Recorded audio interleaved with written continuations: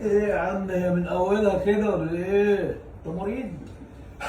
شغلانه النيابه دي.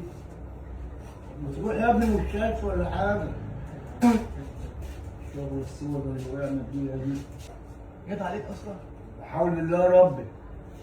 ودي وشك الناحيه التانيه طيب. همسي! البيت اللي جابوكوا. يابا يا عم بنيابه يا عم. اوعى يا عم. ماشي مش خلاص مسؤول تعبان. ويا بيجري يا بيحلق يا على الرصيف يا. تعبان يا عمو. عمو هناك، بل عمو بل خالته. تعبان يا عمو. يلا امشي من هنا.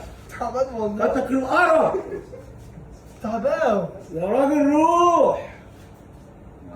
ده يا عم ده جاب لنا المرض يا عم، احنا ناقصينه. تعبان يا جدعان، تعبان. يا ابني ابعد عني، انت تعبان، انا مستشفى. غرفة داهية. استحمل الناس يا عم. استحمل مين؟ انت دكتور اهو. هو انا مش ابنك؟ يا رب يا ابني منين؟ انا اعرفك. ايه الشغل البنيله اللي احنا وقعنا فيها دي؟ تبقى انت رزونا يا عم. على هاخدك بضاعة ايدي. ايوه. ايه فاكرني ايه؟ افندي؟ يلا هتحط على مناخيرك وتديني المنديل كمان. يلا يا عم خلصنا. انت الاخر بقى ولا نعمل لكم نسيبه هنا؟ خلاص ايه انتوا هتخلصوا علينا. عقبال حرام مني.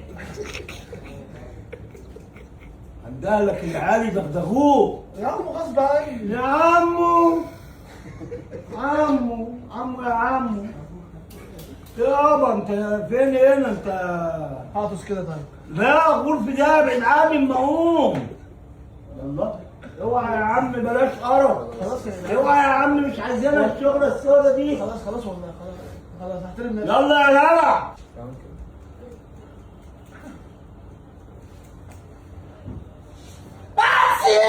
ده ابن دين. قوم يا ابن دين. اوعى يا عم. غصب عني والله. قوم يا عم. غصب عني. اوعى. هتيجي تقول لك يوم الروسية. غصب عني والله. انا عندك مين يا عم؟ غرب جامد عندنا. خدات رزينة ولا ايه؟ يا عم اقول له بخاف. بخاف ايه ومين ايه؟ يا عم ده هيمرضنا يا عم، ده كانت القرف. بيهزر يلا انت عامل زي اللوح كده.